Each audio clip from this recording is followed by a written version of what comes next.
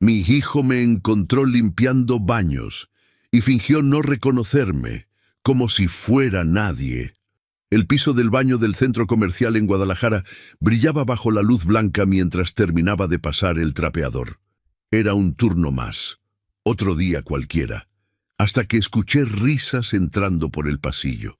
3 hombres jóvenes cruzaron la puerta, hablando fuerte, con esa seguridad de quienes creen que la vida siempre les va a sonreír.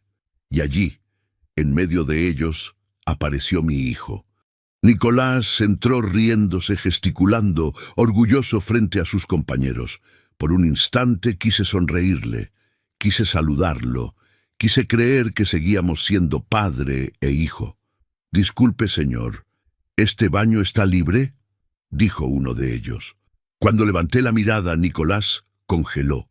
Sus compañeros notaron su tensión. «¿Lo conoces?», preguntó uno. Ese segundo fue eterno. Nicolás bajó la mirada, respiró como quien traga veneno y respondió: «No, no lo conozco». No fue el trabajo lo que me avergonzó, fue él, mi propio hijo, fingiendo que yo no existía, fingiendo que yo era nadie. Ellos siguieron conversando y riendo mientras se alejaban. Yo me quedé allí, con la mano temblando sobre el trapeador, sintiendo un hueco abrirse dentro de mí, y ese día, sin decir una sola palabra, nació la primera chispa de mi venganza silenciosa. Pero para entender cómo llegué a ese instante, tenemos que volver a la humillación que lo empezó todo. Antes de continuar, suscríbanse al canal y díganos en los comentarios desde dónde nos están escuchando. Mi nombre es Mateo Aguirre, tengo 68 años, y durante toda mi vida creí que un padre siempre tendría un lugar en la casa de su hijo. Toqué la puerta de esa residencia en Zapopan con las manos temblorosas y una bolsa llena de tamales que había comprado en la esquina. Era domingo por la tarde. El cielo tenía ese tono naranja que siempre me recordaba a cuando Nicolás era niño y yo lo llevaba al parque. En aquel tiempo, él corría hacia mí con los brazos abiertos. Ahora, ni siquiera me abría la puerta. Fue Camila quien apareció detrás del vidrio emplomado. Su rostro se torció en una mueca que intentaba hacer sonrisa, pero que olía a disgusto. Abrió apenas una rendija, como si yo fuera repartidor de volantes y no el abuelo de su hijo. «¿Suegro? ¿Qué hace aquí?», preguntó sin invitarme a pasar. «Vine a ver a Nicolás y a Daniel, traje tamales», dije, levantando la bolsa con esa esperanza absurda de que la comida pudiera ablandar corazones de piedra. Ella miró la bolsa como si fuera basura. «Hoy no es buen día, Nicolás está ocupado. Pero solo quiero saludarlo un momento». Escuché pasos dentro de la casa. Nicolás apareció detrás de Camila, vestido con una camisa cara y esa expresión de hombre importante que había aprendido a usar como armadura. «Papá», dijo, sin calidez, sin sorpresa, sin nada. «Hijo, pasaba por aquí y...». Camila lo interrumpió con esa voz dulce y venenosa que solo las serpientes dominan. «Mateo, creo que sería mejor si avisara antes de venir. Estamos en medio de una reunión familiar importante». Reunión familiar. Yo era familia. Pero al parecer no era suficiente. Nicolás no dijo nada, solo bajó la mirada, como quien observa un perro mojado que no quiere meter a la casa. Y ese silencio fue peor que cualquier grito, porque en su silencio estaba la confirmación de que Camila hablaba por los dos. «Está bien», murmuré, tragándome la humillación como si fuera medicina amarga. «Los dejo tranquilos». Daniel apareció corriendo por las escaleras. «¡Abuelo!», gritó con esa alegría pura que solo los adolescentes de 16 años conservan cuando aún no han aprendido a fingir. «¿Vas a quedarte?». Camila lo tomó del hombro con firmeza. «Daniel, el abuelo ya se va. Tiene cosas que hacer». «Pero, ¿ya escuchaste?», cortó ella sin mirarme. Nicolás seguía allí de pie, con las manos en los bolsillos, sin mover un músculo. Y en ese momento, mientras veía a mi hijo convertido en sombra de su propia mujer, entendí que algo se había roto para siempre. «Cuídate, papá», dijo Nicolás, como quien despide a un extraño. Caminé de regreso a la calle con los tamales todavía calientes en la bolsa. El cielo ya no era naranja, se había vuelto gris, como mi pecho. Doña Teresa me vio llegar a mi departamento con esa mirada que solo los viejos entienden. Ella vivía en el 304, justo al lado del mío, y llevaba años observando mi vida como quien lee una novela triste. «¿No te quedaste a cenar?», preguntó, aunque ya sabía la respuesta. «No era buen día», mentí. Ella asintió, sin insistir. Me ofreció café, pero yo solo quería estar solo. Entré a mi departamento de 40 metros cuadrados, dejé los tamales sobre la mesa y me senté frente a la ventana. Afuera, la ciudad seguía moviéndose como si nada hubiera pasado. Como si un padre no acabara de ser expulsado de la vida de su propio hijo. Esa noche no comí. Esa noche solo pensé en cuántas veces más me cerrarían la puerta antes de que yo dejara de tocar. Esa noche entendí que no sería la última vez que me sacarían de su vida. El teléfono sonó a las 11 de la noche, 3 semanas después de aquella puerta cerrada. Yo estaba acostado, medio dormido, cuando la vibración del celular me sacó de ese sueño inquieto que los viejos tenemos cuando la soledad pesa más que las cobijas. Vi el nombre en la pantalla. Nicolás. Mi corazón dio un salto idiota, como si fuera niño esperando que su padre volviera de viaje. «¿Hijo?», contesté con esa urgencia que solo un padre entiende. «Papá, necesito hablar contigo. Es urgente». Urgente. Esa palabra siempre significa problemas. Y cuando viene de un hijo que apenas te llama, significa dinero. «¿Qué pasó? ¿Están bien?» Sí, pero necesito verte mañana. ¿Puedes en la tarde?» No pregunté más, solo dije que sí, porque los padres siempre decimos que sí, incluso cuando deberíamos decir no. Al día siguiente, Nicolás llegó a mi departamento con esa ropa cara que usaba para impresionar, pero con ojeras que ninguna camisa de marca podía esconder. Se sentó en el sillón viejo que había heredado de mi madre y miró alrededor como quien inspecciona un museo de pobreza. «¿Quieres café?», ofrecí. «No tengo mucho tiempo, papá». Directo al grano. Sin abrazos. Sin preguntas sobre cómo estaba. Solo negocios. «Necesito un préstamo», dijo mirándome a los ojos con esa intensidad que usaba cuando quería convencer a alguien. 30,000 pesos. 30,000 pesos. Yo ganaba 7,500 al mes como velador en una bodega. Había tardado casi 3 años en juntar 28,000 pesos en una cuenta de ahorro que pensaba usar para emergencias, para mi vejez, para no ser carga de nadie. «¿Para qué lo necesitas?», pregunté sintiendo que mi voz temblaba. «Un negocio, una oportunidad que no puedo dejar pasar. Es seguro, papá, te lo devuelvo en 3 meses». 3 meses. Siempre son 3 meses, o 6. O cuando las cosas mejoren, pero nunca es verdad. «Hijo, ese dinero es todo lo que tengo». Por eso te lo estoy pidiendo a ti y no a un banco», dijo con una sonrisa que intentaba ser cálida, pero que olía a manipulación. «Confío en ti, y sé que tú confías en mí». La trampa perfecta. Si decía que no, era mal padre. Si decía que sí, era ingenuo. Pero los padres siempre elegimos ser ingenuos antes que malos. «Está bien», murmuré. «Mañana voy al banco y te los transfiero». Nicolás se levantó, me dio una palmada en el hombro como quien agradece a un empleado útil, y se fue sin tomar café, sin preguntar cómo estaba, sin quedarse ni 10 minutos más. La puerta se cerró y yo me quedé allí, con el sonido del silencio comiéndome por dentro. Al día siguiente transferí 28,000 pesos de mis ahorros y pedí prestados 2,000 a doña Teresa, quien me los dio sin preguntar para qué, porque así son las buenas personas, no interrogan el dolor ajeno. 2 semanas después fui a visitar a Daniel. Esta vez avisé antes. Esta vez Camila no tuvo excusa para cerrarme la puerta. Entré a esa casa enorme que olía a dinero nuevo y vi lo que se habían comprado con mi herencia en vida. Una televisión del tamaño de una pared. «Es increíble, ¿verdad?», dijo Camila, señalando la pantalla con orgullo de quien acaba de conquistar el mundo. «Nicolás se la merecía, trabaja tanto». Daniel estaba sentado frente a la pantalla gigante, jugando videojuegos. Me vio entrar y sonrió. «Abuelo, mira esto. Papá compró el mejor modelo del mercado.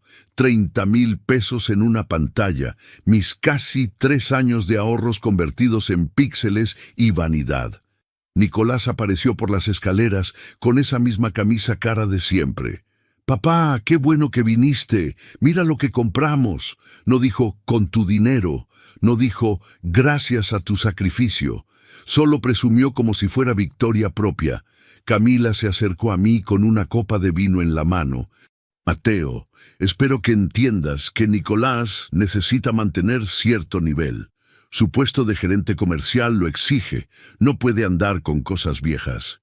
«Cosas viejas, como yo».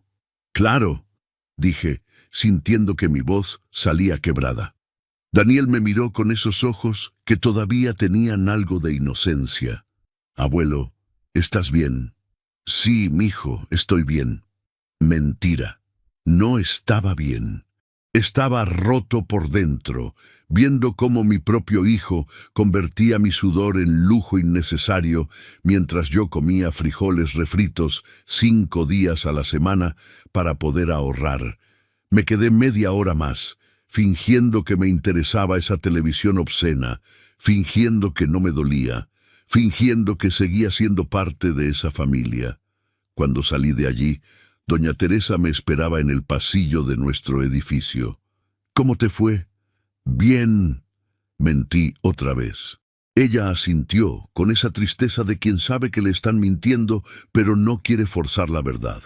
Esa noche, acostado en mi cama estrecha, hice cuentas en un cuaderno viejo. Calculé cuánto tiempo me tomaría juntar otros 30,000 pesos. 5 años. Tal vez 6. Si no me enfermaba. Si no perdía el trabajo, si la vida me daba tregua. Y entendí algo que dolió más que la traición. Mi hijo no había venido por necesidad. Había venido porque sabía que yo siempre decía que sí. Pero lo que perdería después dolería mucho más que el dinero. El gerente de la bodega me citó un viernes por la mañana con esa expresión que todos los trabajadores reconocemos. La cara del verdugo que está a punto de soltar el hacha. «Mateo, lo siento mucho. La empresa está automatizando la seguridad. Ya no necesitamos veladores». Tenía 68 años encima. 32 años trabajando en esa bodega. Y me despedían con un sobre que contenía mi liquidación. 180,000 pesos. Menos de lo que me correspondía. Pero no tenía fuerzas para pelear en tribunales. Salí de allí con una caja de cartón llena de mis cosas. Un termo viejo, una foto de Daniel cuando era niño y un calendario de hace 5 años que nunca me había molestado en cambiar. Doña Teresa me vio llegar al edificio con la caja en las manos. «No me digas que...» «Me liquidaron», dije, intentando sonreír como si no me importara. Ya era hora de buscar algo nuevo. Nuevo. A los 68 años, la palabra nuevo suena a burla. Durante 3 semanas busqué empleo. Fui a almacenes, ferreterías, gasolineras. En todos lados la respuesta era la misma. Demasiado viejo, muy amable, demasiado lento, no se ajusta al perfil. El dinero de la liquidación se iba como agua entre las manos. Renta, luz, comida, deudas pequeñas que había acumulado. Y los 2,000 pesos que le debía a doña Teresa, quien nunca me los cobró, pero que yo sabía que pesaban en su conciencia tanto como en la mía. Fue ella quien me habló del trabajo.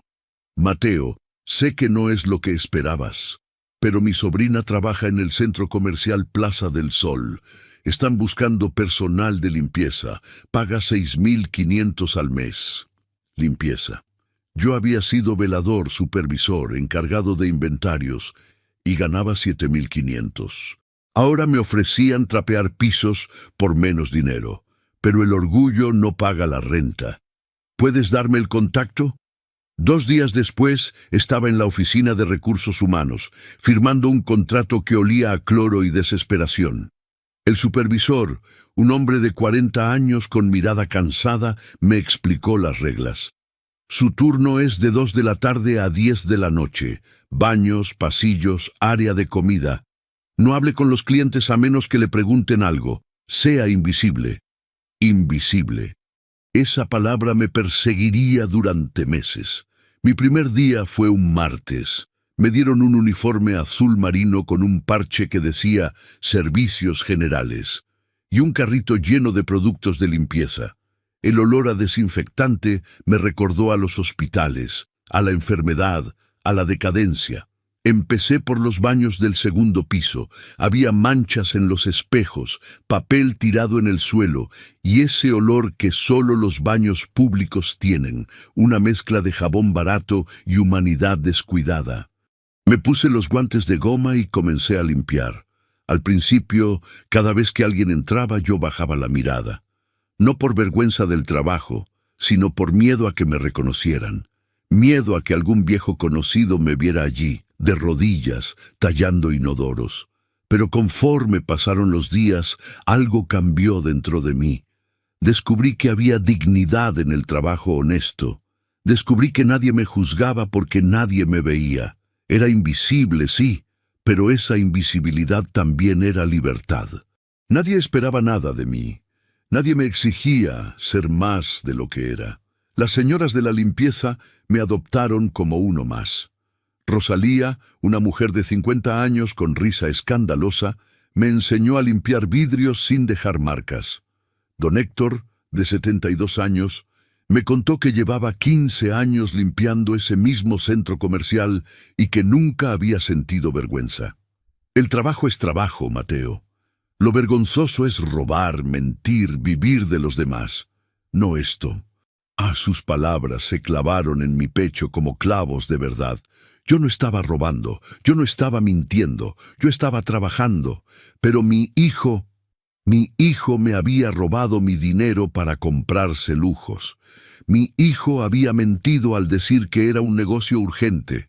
Mi hijo vivía de las apariencias mientras yo tallaba inodoros para sobrevivir.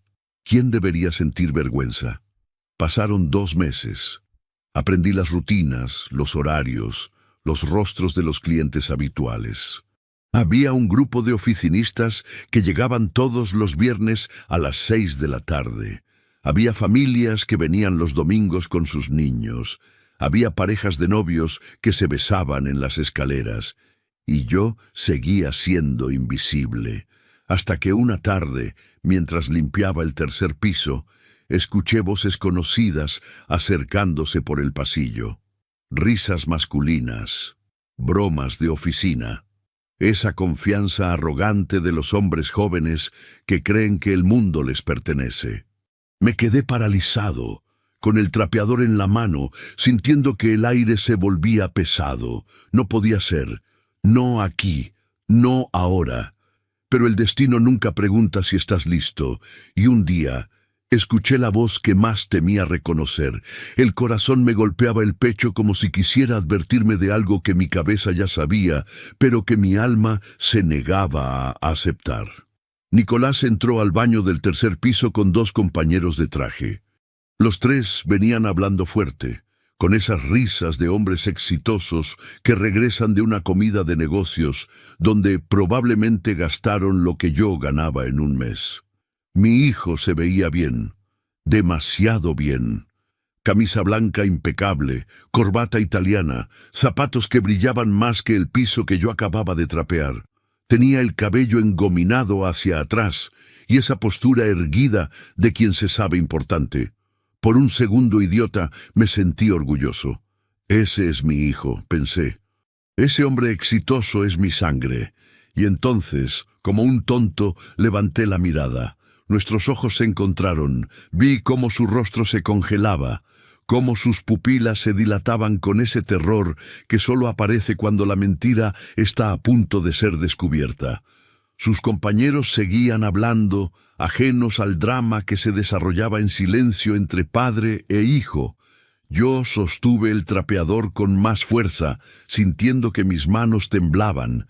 Quise sonreírle, quise decir, «Hijo, qué sorpresa verte aquí». Quise creer que él me saludaría, que me presentaría con orgullo, que diría, «Él es mi papá». Pero la expresión de Nicolás no era de sorpresa ni de alegría. Era pánico. Pánico puro de que sus compañeros descubrieran que el hombre que limpiaba baños era su padre. Uno de ellos, un tipo joven de unos 30 años con barba cuidada y reloj ostentoso, se acercó a mí. «Disculpe, señor, ¿este baño está limpio? ¿Podemos pasar?» Mi voz salió quebrada. «Sí, sí, adelante». Nicolás seguía paralizado en la entrada, con la mandíbula tensa y la mirada clavada en el piso. Sus compañeros notaron su comportamiento extraño. El otro, un hombre más corpulento con lentes de diseñador, lo miró con curiosidad. «Nico, ¿estás bien?» Mi hijo tragó saliva. Yo lo vi tragar saliva. Vi cómo sus hombros se tensaban, cómo sus manos se cerraban en puños dentro de los bolsillos del pantalón caro que probablemente había comprado con mi dinero. Y entonces el hombre de la barba me miró a mí, luego a Nicolás, y preguntó lo que yo tanto temía escuchar. «¿Lo conoces?» Ese segundo fue eterno. El mundo se detuvo en esa pregunta. En ese baño que olía a pino y desinfectante, con la luz blanca del techo rebotando en los azulejos limpios, mi vida entera como padre se jugaba en la respuesta de mi hijo. Nicolás respiró hondo. Lo vi respirar hondo, como quien se prepara para saltar de un precipicio, y saltó. «No», dijo con una voz tan fría que me atravesó como navaja. «No lo conozco». Las palabras cayeron sobre mí como piedras. «No lo conozco». 3 palabras que borraban 68 años de mi existencia. 3 palabras que negaban las noches en vela cuando él era bebé y yo lo mecía porque lloraba de cólicos. 3 palabras que olvidaban las veces que trabajé doble turno para pagarle la escuela privada que Camila exigía. 3 palabras que destruían cada abrazo, cada sacrificio, cada «te quiero, papá» que alguna vez salió de su boca de niño. No lo conozco.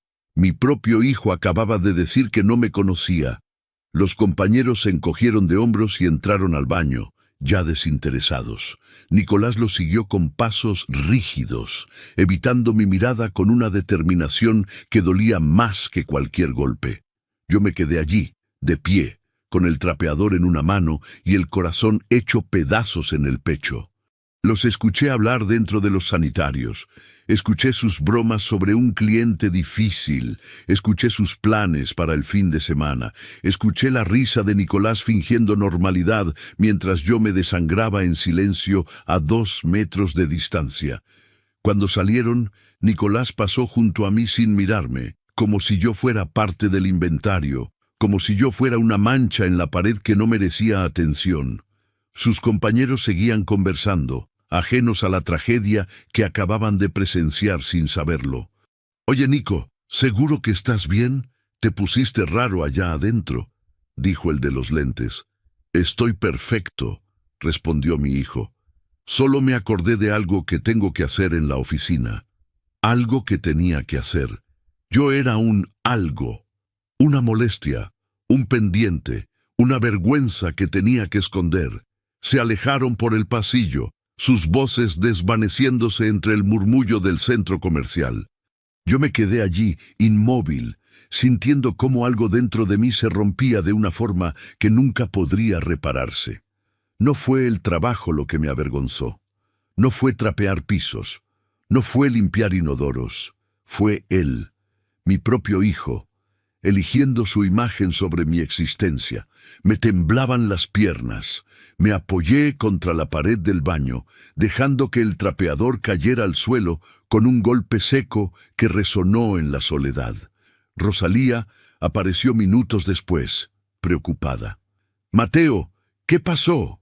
Te ves pálido». «Y nada», mentí, recogiendo el trapeador. «Solo me mareé un poco». Ella no me creyó, pero no insistió. Me ayudó a terminar mi turno en silencio, con esa compasión que solo la gente trabajadora entiende. Esa noche, al llegar a mi departamento, no encendí las luces. Me senté en la oscuridad, con el sonido de la ciudad filtrándose por la ventana, y lloré.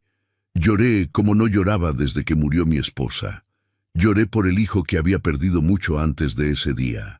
Lloré por el hombre que había sido y que ya no existía en los ojos de nadie.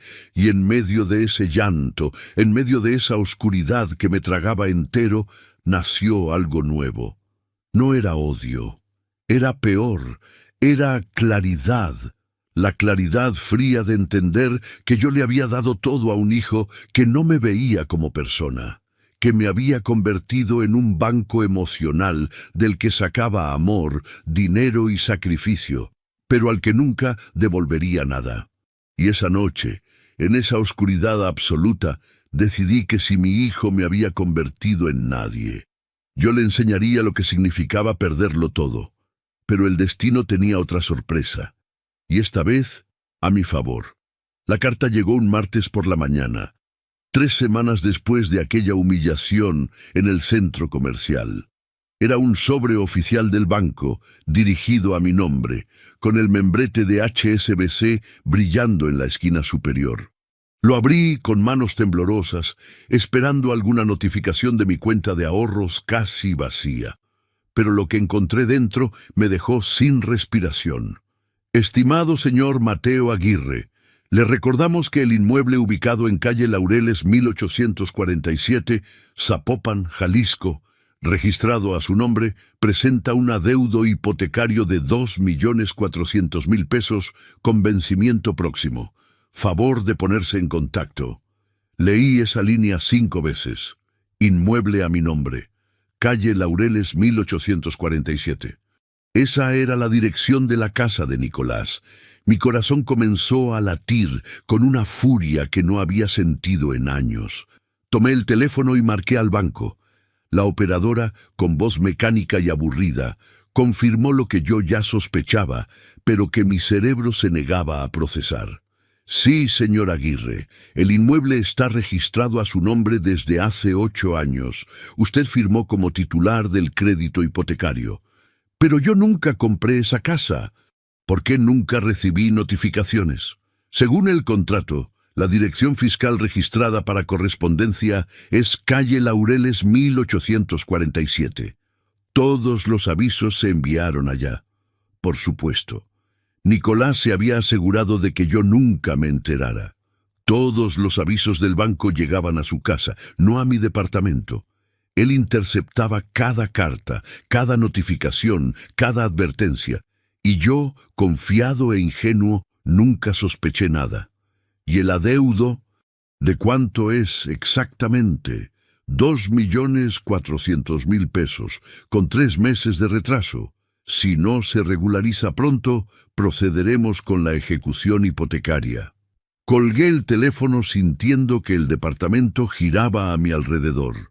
Nicolás había puesto la casa a mi nombre, había usado mi firma, mi crédito, mi vida entera como garantía para comprarse esa residencia ostentosa donde me cerraban la puerta. Y ahora, cuando no podía pagar, el banco venía por mí, no por él.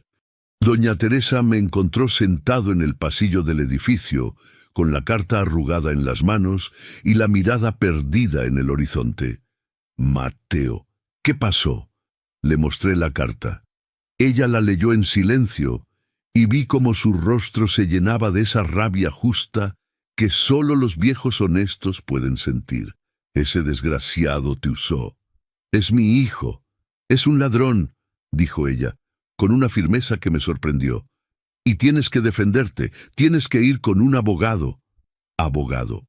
Yo no tenía dinero para abogados. El dinero de la liquidación ya se había esfumado en 3 meses de renta, comida y deudas pequeñas. Si hubiera sabido de la hipoteca a tiempo, tal vez habría podido ayudar. Pero para cuando lo descubrí, ya no tenía cómo pagar 2.400.000 pesos. Pero doña Teresa conocía a alguien, su sobrino Javier, recién graduado, que aceptaba casos pro bono para ganar experiencia. Lo conocí al día siguiente en una cafetería cerca del centro.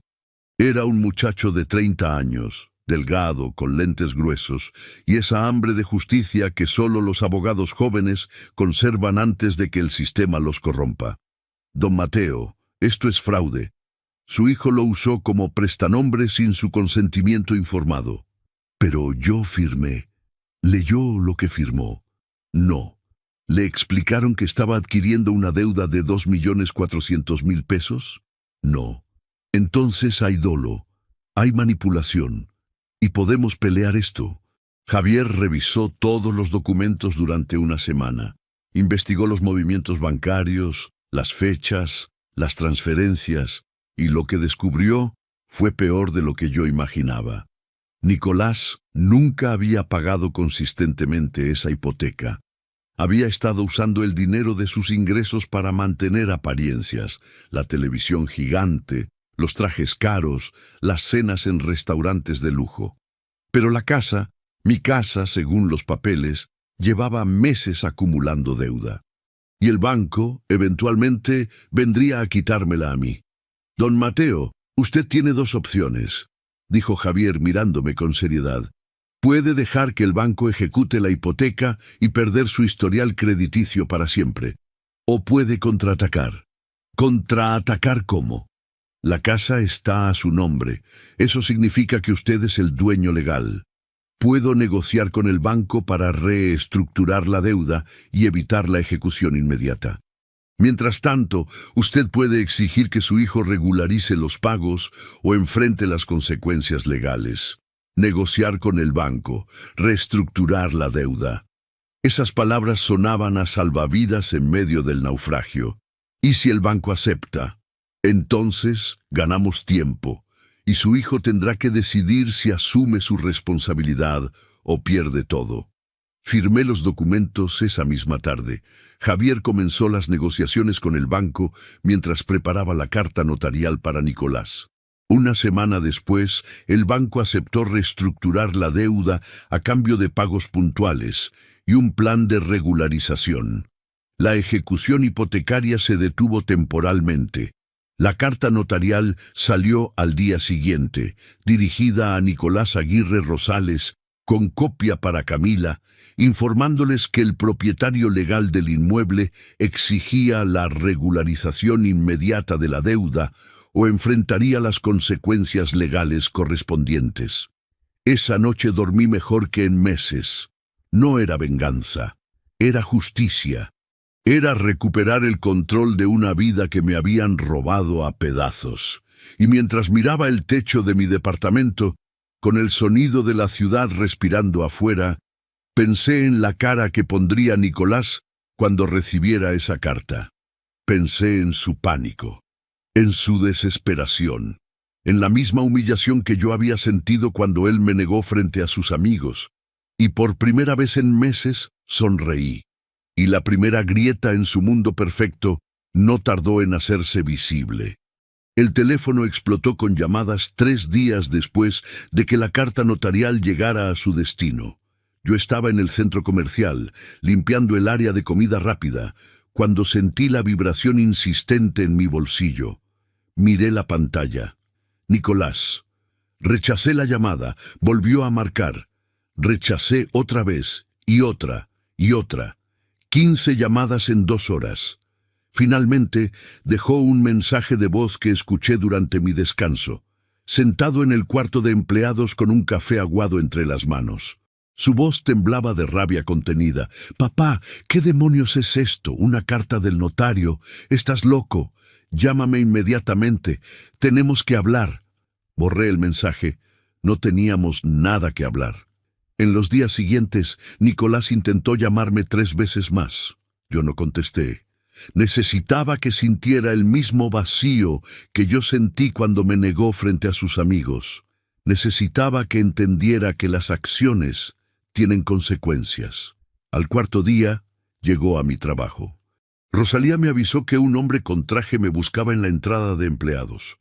Salí y lo encontré allí, con esa camisa que ya no se veía tan impecable, con ojeras profundas y las manos temblando de una furia que intentaba controlar. «¿Qué significa esto, papá?». Me aventó la carta notarial al pecho. La atrapé en el aire sin inmutarme. «Significa que sé la verdad», dije con una calma que ni yo sabía que tenía. «Significa que ya no soy tu tonto». «¿De qué hablas? Esa casa es mía. Yo la compré. Con mi nombre, con mi crédito, sin mi consentimiento real». Nicolás miró alrededor, nervioso de que alguien nos escuchara. Bajó la voz, intentando sonar razonable. «Papá, fue un error administrativo. El banco se equivocó con los papeles, pero yo siempre he pagado». «¡Mentira!», lo interrumpí. «El banco me mostró los registros. Llevas meses pagando mal, y ahora deben 2.400.000 pesos». Su rostro se descompuso. La máscara de hombre exitoso se cayó a pedazos y lo que quedó fue un niño asustado que acababa de ser descubierto robando de la alcancía. «Papá, tuve problemas en el trabajo, gastos inesperados, pero ya lo voy a arreglar». «Entonces, arréglalo», dije. «Tienes el plazo que el abogado te dio. Después de eso, las consecuencias legales seguirán su curso». «¿Consecuencias legales?». Su voz subió una octava. «¿Me estás amenazando?». «Te estoy defendiendo», corregí. «Porque legalmente esa casa es mía, y tú lo sabías desde el principio». Nicolás dio un paso hacia mí, con los puños cerrados. «No puedes hacerme esto. Soy tu hijo, y yo soy tu padre», respondí, sosteniéndole la mirada. «El mismo padre al que negaste frente a tus amigos. El mismo padre al que robaste 30.000 pesos para comprar una televisión. El mismo padre al que usaste como garantía sin preguntarle». Abrió la boca para responder, pero no le salieron palabras, porque no había defensa posible contra la verdad. «Arregla tu situación, Nicolás», repetí, «o enfrenta las consecuencias». Me di la vuelta y regresé al trabajo, dejándolo allí de pie, derrotado, con la carta arrugada en las manos. La tormenta llegó a mi departamento esa misma noche.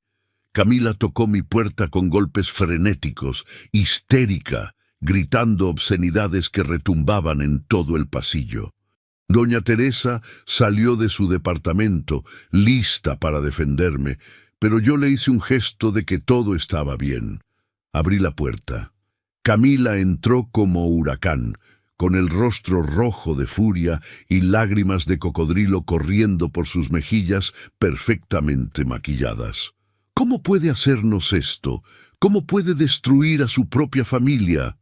«Yo no estoy destruyendo nada», dije con calma. «Ustedes construyeron su vida sobre mentiras. Ahora esas mentiras se están derrumbando. Usted nunca nos ha querido. Siempre ha estado celoso del éxito de Nicolás. El éxito que construyó con mi dinero y mi nombre». Ella señaló con el dedo acusador, temblando de rabia. «Usted es un anciano amargado que no soporta ver a su hijo feliz, un fracasado que limpia baños y que ahora quiere destruir a su propia familia». Esas palabras que hace meses me habrían destrozado, ahora rebotaban en mí como piedras en acero. «Si la familia se destruye», dije mirándola fijamente, «no es por mí, es por ustedes, por vivir de mentiras y apariencias. Esto no se va a quedar así. Vamos a demandar». «Demanden. Mi abogado los espera». Camila salió dando un portazo que hizo temblar las paredes. Doña Teresa entró inmediatamente, preocupada. «¿Estás bien?». Nunca había estado mejor. Y era verdad, porque por primera vez en años yo tenía el control. Los días siguientes fueron un terremoto silencioso. Nicolás intentó conseguir un préstamo para pagar la deuda, pero ningún banco se lo dio. Su historial crediticio, manchado por meses de pagos atrasados y préstamos que apenas cubría, lo había convertido en cliente no deseable. Intentó vender el coche, pero el coche también estaba financiado y debía más de lo que valía. Intentó pedirle dinero a sus amigos, esos mismos amigos frente a los cuales me había negado, pero los amigos de la bonanza desaparecen en la crisis. Y mientras su mundo se derrumbaba, Daniel empezó a verme con ojos diferentes. El muchacho llegó a mi departamento un domingo por la tarde, solo, sin avisar. Tenía 16 años, pero en su mirada había una madurez forzada por el caos familiar. «Abuelo, ¿es verdad que vas a quitarnos la casa?» Me senté junto a él en el sillón viejo. «Daniel, la casa siempre fue mía. Tu papá la puso a mi nombre sin decirme. Y ahora que no puede pagar, pretende que yo cargue con su deuda de 2.400.000 pesos. Mamá dice que eres cruel. ¿Y tú qué crees?» Daniel se quedó callado largo rato, mirándose las manos. «Creo que papá te ha tratado mal. Yo lo he visto. Creo que mamá también». Esas palabras, saliendo de la boca de mi nieto, valían más que cualquier venganza. «No quiero destruirlos, Daniel. Solo quiero que aprendan. Y si no aprenden, entonces aprenderás tú. Y eso ya es ganancia». El muchacho me abrazó con esa fuerza desesperada de quien busca algo sólido en medio del naufragio. Y yo lo abracé de vuelta, sabiendo que al menos había salvado algo bueno de todo este desastre. Pero su caída más fuerte aún estaba por llegar. El tiempo que el abogado había dado estaba por cumplirse cuando todo se derrumbó de golpe. Yo esperaba la llamada de Javier confirmando los siguientes pasos legales, pero lo que llegó fue algo completamente diferente. Daniel apareció en mi trabajo a media tarde, con los ojos hinchados de tanto llorar y una mochila cargada en la espalda. «Abuelo, ¿puedo quedarme contigo?» Lo supe antes de que me lo dijera. Todo se había derrumbado. Lo llevé al cuarto de empleados y le compré un refresco de la máquina. Se lo bebió en silencio mientras yo esperaba a que encontrara las palabras. «Papá perdió su trabajo», dijo finalmente con la voz quebrada. «Lo corrieron hace 2 semanas de su puesto como gerente comercial, algo sobre inflar números de ventas y falsificar reportes para cobrar comisiones extras. No entendí todo, pero fue grave. Irregularidades, fraude. Mi hijo había mentido y robado no solo a su padre, sino también a su empresa. ¿Y tu mamá?» Daniel soltó una risa amarga, demasiado adulta para sus 16 años. «Se fue ayer. Dijo que no iba a vivir en la pobreza, que ella merecía algo mejor. Empacó sus maletas y se fue con su hermana a Monterrey. Camila, la mujer que había jurado amor eterno, ahora huía del barco hundiéndose, dejando a su propio hijo en medio del naufragio. ¿Y Nicolás? Está en la casa, solo, bebiendo. No ha salido de su cuarto en 2 días. Le pedí permiso a mi supervisor para salir temprano. Me lo dio sin preguntar porque don Héctor había visto al muchacho llorar y los trabajadores nos cuidamos entre nosotros. Llegamos al departamento y acomodé a Daniel en el sofá.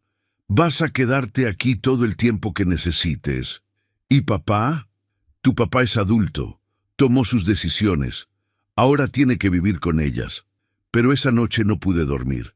Por más que mi hijo me había lastimado, por más que me había negado y usado y robado, seguía siendo mi hijo. Y la imagen de él solo, destruido, bebiendo en esa casa vacía, me carcomía por dentro. A las 3 de la madrugada me levanté y le escribí un mensaje. «Nicolás, si necesitas hablar, sabes dónde estoy». No esperaba respuesta, pero a las 6 de la mañana, cuando el sol apenas comenzaba a romper la oscuridad, escuché los golpes. No eran golpes normales, eran puñetazos desesperados de alguien que se está ahogando y busca aire. Abrí la puerta. Nicolás estaba allí, destrozado de una forma que nunca había visto. Sin afeitar, con la camisa arrugada y manchada, con el olor a alcohol brotando de cada poro. Pero lo peor no era su apariencia, era su mirada, la mirada vacía de quien ha perdido todo y finalmente entiende que la caída fue culpa propia. «Papá», su voz se quebró. «Perdí todo». Se derrumbó en el umbral de la puerta, llorando como no lloraba desde que era niño. Esos sollozos profundos, sin vergüenza, sin máscaras, sin nada más que dolor puro. Lo ayudé a entrar y lo senté en el sofá donde Daniel dormía. Mi nieto se despertó, vio a su padre hecho pedazos y sin decir palabras se fue a mi cuarto para dejarnos solos. Le preparé café. Nos sentamos en silencio durante largo rato, con el sonido de la ciudad despertando afuera. «Me corrieron por hacer cosas que no debía hacer», dijo finalmente. «Inflé reportes de ventas, falsifiqué comisiones, mentí durante meses, pensé que nunca me iban a descubrir. Pero te descubrieron». «Sí». Otro silencio. Camila se fue. Dijo que yo era un perdedor, que ella no se casó conmigo para vivir así. Ella se casó contigo por el dinero. Ahora que no hay dinero, no hay Camila. Nicolás asintió, con lágrimas corriendo por su rostro sin control. El banco ya volvió a iniciar el proceso de ejecución hipotecaria. La reestructuración no alcanzó, y en unos meses perderemos la casa. Perderé todo. Perderás lo que construiste sobre mentiras. Levantó la mirada con miedo de que yo lo destruyera con esas palabras, pero lo que vio en mis ojos no era crueldad. Era algo más complejo, era justicia mezclada con tristeza. «Papá, sé que no tengo derecho a pedirte nada, sé lo que te hice, sé cómo te traté». «¿Lo sabes? ¿De verdad lo sabes?» «Sí», susurró. «Te negué frente a mis amigos, te robé tu dinero. Te usé como garantía sin preguntarte. Te traté como basura. Y ahora que lo perdiste todo, vienes a mí». «No vengo a pedirte nada», dijo limpiándose la cara con la manga. «Solo vengo a decirte que tenías razón, que fui un hijo terrible, que me avergüenzo de mí mismo». Sus palabras flotaron en el aire del departamento como confesión en iglesia vacía. «¿Sabes cuándo dolió más?», pregunté. «No fue cuando me cerraste la puerta. No fue cuando te gastaste mi dinero en lujos. Fue en ese baño del centro comercial, cuando fingiste que yo no existía». Nicolás escondió el rostro entre las manos. «Lo siento, Dios, papá, lo siento tanto». «¿Por qué lo hiciste?». «Porque tenía vergüenza», admitió, con la voz rota. «Vergüenza de que mis compañeros vieran que mi papá limpiaba baños, vergüenza de mi propia cobardía, vergüenza de no ser el hombre que pensaba que era». Dejé que sus palabras se asentaran. Dejé que el peso de su confesión llenara el espacio entre nosotros. «Yo nunca tuve vergüenza de mi trabajo», dije finalmente. «Pero tú sí tuviste vergüenza de mí». Nicolás sollozó más fuerte, con todo el cuerpo temblando. «¿Puedes perdonarme algún día?» Miré a mi hijo destruido, al hombre que había sido niño en mis brazos, al muchacho que alguna vez me llamaba héroe antes de que el mundo lo envenenara con vanidad y mentiras. El perdón no se pide, Nicolás, se gana. ¿Cómo? ¿Cómo lo gano? Siendo el hombre que yo sé que puedes ser, no el que fingías ser. Nos quedamos allí sentados mientras el sol terminaba de salir, iluminando ese departamento pequeño que de repente se sentía más grande que cualquier residencia de Zapopan. Y en ese amanecer, entre café frío y verdades dolorosas, algo comenzó a sanar. No era el final, era apenas el principio, y al amanecer escuché los golpes en mi puerta. Los días siguientes fueron extraños, como vivir en un mundo al revés donde las posiciones se habían intercambiado. Nicolás se quedó en mi departamento, durmiendo en el sofá mientras buscaba trabajo. Daniel ocupaba mi cuarto, y yo dormía en un colchón inflable que doña Teresa me prestó. Éramos 3 generaciones de hombres Aguirre apiñados en 40 metros cuadrados, compartiendo un baño, una cocina y un silencio que pesaba como plomo. Pero ese silencio no era incómodo, era necesario. Nicolás no hablaba mucho. Pasaba los días enviando currículums, yendo a entrevistas que no llegaban a ningún lado, regresando con la cabeza baja y la dignidad hecha pedazos. Yo lo veía transformarse de vuelta en el muchacho que alguna vez conocí, antes de que el dinero y Camila lo convirtieran en otra persona. Una tarde, mientras yo preparaba la cena con lo poco que había en la alacena, Nicolás se sentó en la mesa de la cocina y me observó en silencio. Yo pelaba papas, concentrado en la tarea cuando escuché su voz. ¿Cómo lo haces? ¿Cómo hago qué? Mantener la dignidad. Después de todo lo que te hice, después de perderlo todo, sigues siendo tú. Dejé el cuchillo sobre la tabla y me giré a mirarlo. Porque la dignidad no viene de lo que tienes, Nicolás, viene de quién eres cuando nadie te está mirando. Él asintió lentamente, procesando esas palabras como quien descifra un idioma nuevo. Yo creí que la dignidad era el coche, la casa, la ropa cara. Creí que mientras la gente me viera exitoso, yo era alguien. Y ahora que no te ven, ¿quién eres? Nicolás se quedó callado largo rato, con los ojos brillando de lágrimas contenidas. No lo sé. Entonces ese es tu trabajo. Descubrirlo. Esa noche, después de que Daniel se durmiera, saqué los papeles de la casa, la carta del banco, los documentos legales, todo lo que Javier había preparado para enfrentar la situación. Llamé a Nicolás a la mesa. Tenemos que hablar sobre la casa. Vi cómo se tensaba, preparándose para el golpe final. Lo sé, dijo. Tienes todo el derecho de hacer lo que quieras. Es tu casa legalmente. Sí, lo es. Respiró hondo. Solo te pido, si el banco se la queda, dame un tiempo para sacar las cosas de Daniel. Sus libros, su ropa, sus recuerdos. Él no tiene la culpa de nada de esto. Empujé los papeles hacia él. La casa es tuya, Nicolás. Siempre lo fue en espíritu. Pero ahora será tuya bajo mis condiciones. ¿Qué condiciones?